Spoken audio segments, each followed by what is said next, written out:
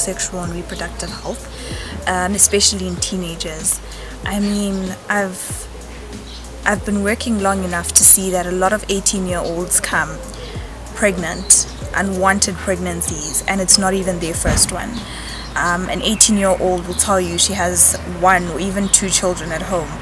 And you start to question, why is this happening? I found that a lot of young people are afraid to discuss sexual and reproductive health, especially in terms of accessing contraception.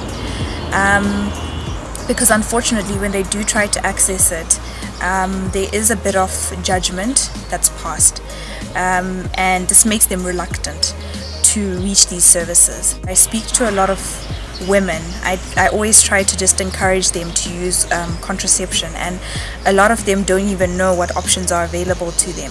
So we need to ask ourselves, especially as young doctors, where's the gap and how can we help in filling the gap? How do we create a forum and a safe space for people to discuss these issues without judgment being passed, where they get correct information, accurate information, information about where to access these services as well. I mean, it's a service that's available at every clinic, but a lot of people actually don't know this, and it all starts with education and empowering women as well. Especially young women, to know that they're in charge of their reproductive health. They have to have a say. They have to make proper plans so that they can have children when they're in a stable enough point at their lives where they can take care of them. And to do this, as I said, it just starts with you as an individual. Discussing these things, asking, what do you know about it? Have you ever thought about what contraception you want to use? What have you heard? What are the myths surrounding it? And to debunk these myths, we also need to keep ourselves educated and knowledgeable enough that we can impart useful and good information for these young girls. So, in general, that they create a better future for themselves. It's really heartbreaking to see, a 19-year-old coming in with her 3rd pregnancy, and no one has ever discussed any of these things with her. We need to really, as a community, as a whole, address these issues. Say that does play a major role. I mean, often, when you try to discuss these issues with your parents, it's that type of thing that's regarded as taboo. You cannot speak about reproductive health. You cannot speak about, just sexual health in general with your parents. For some reason, it's just seen as wrong. And we need to change our perspective. There's this sort of attitude that if you discuss it, you're encouraging it. If you discuss with a 14-year-old about, where to get maybe contraceptives, where to get condoms, for example. There's this sort of attitude that says, as soon as you discuss it, you're encouraging them to do it. You're opening the way for them to do it. I don't see it that way. I think when we begin to discuss it, then people will start using safer sexual practices. Unfortunately, I feel like changing the mindset of our parents' generation, our grandparents' generation is quite difficult. As they say, you can't teach an old dog new tricks. However, I feel like our generation has to actually be the one to step up and change that attitude, to destigmatize these issues with our own children when we start having them, to make open discussions, to say, look, you've reached this age where you are thinking about these things. Do you know what options are available to you? Do you know that at the clinic you can go and legally ask for a contraceptive injection to be given to you? Do you know that? Do you know that condoms are free access? So I think the moment that us as a generation try to change the way we discuss these issues, we can make a very big difference in the long run.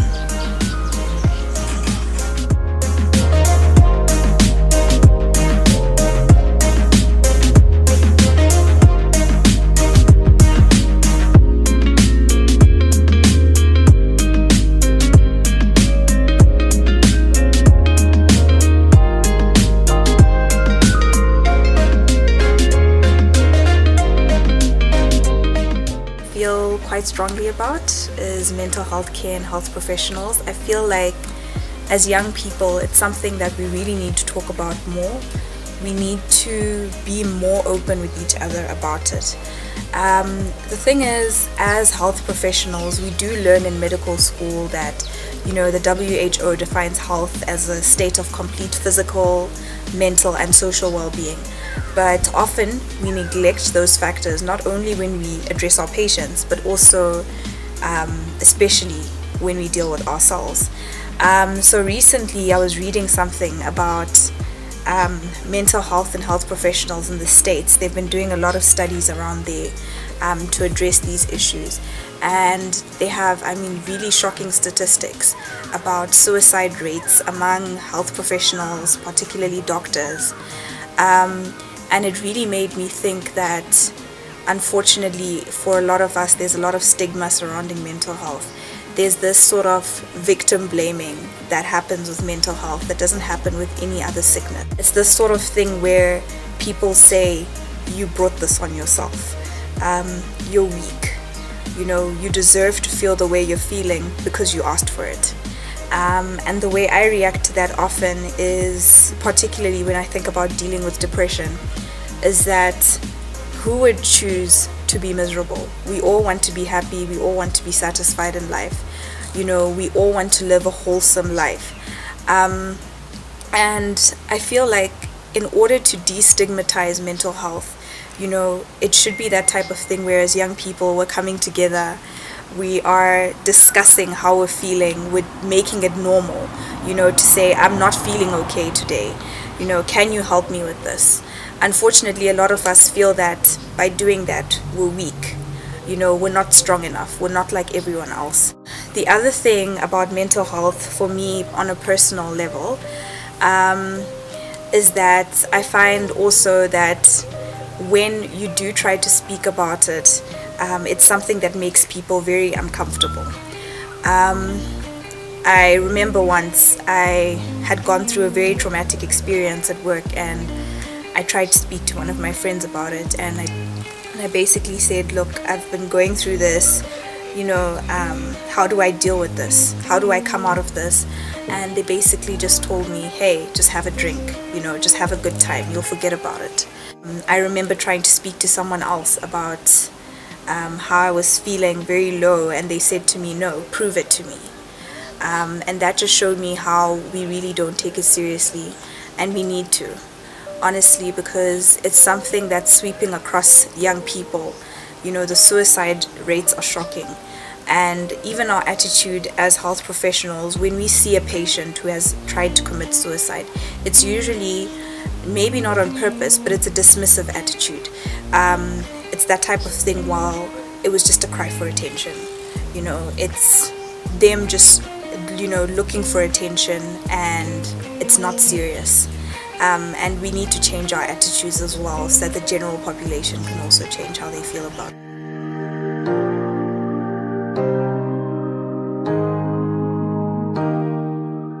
I find as doctors, we often also have very unhealthy coping strategies.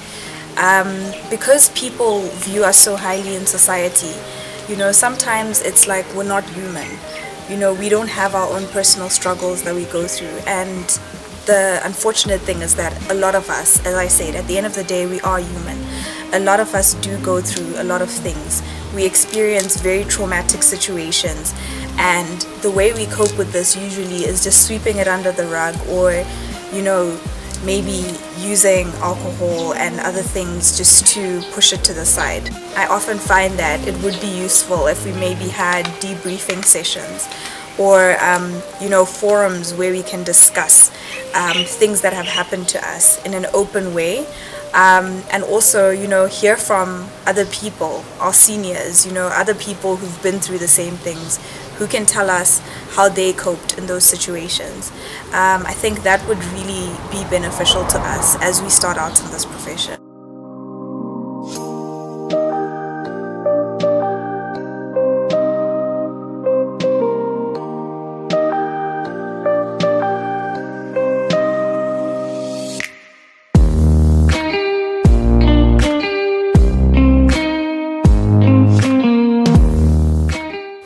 So I've been hearing a lot lately, you cannot be successful, black, single, and be happy all at the same time.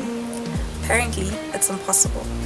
Unfortunately, in the media these days, all we see is that the combination of successful, of black, of independent equals bitter and lonely. And I mean, the way I see it, it makes me feel like I'm dysfunctional in some way. Unfortunately, it seems that everything we watch, everywhere you go, you need a man to make you happy. You need a man to make you whole. You know, everything that I watch shows this woman who's successful, who's living this life that's, that the life that we all dreamed of as young girls. And unfortunately, in terms of their love life, in terms of their relationships, they're so dysfunctional. And it really makes me wonder, being a young, black, successful female, what it means. And what I get as well is the sort of impression that young professionals see themselves as higher than everyone else. Apparently, a man needs to feel like he's important. He needs to feel that he's the man of the house. A lot of young, successful people feel that they're too good for a certain type of man. They need a man who's self-made, who's as successful or more successful than they are. And I think back to this quote by Chimamanda Ngozi Adichie, where she says, basically an interviewer asked her, don't you feel that with your feminist attitude, you intimidate men? And, she answers very, very well in saying, actually, no, because the type of man that would be intimidated by me is exactly the type of man that I would not have any interest in. And I feel that, yes, relationships enrich us, but they should not be our end goal in life. We can have it all, I believe. We don't need to feel like if we're successful but we're alone, it means that we're lonely. We can still be whole unto ourselves, but we can also look for relationships to enrich us.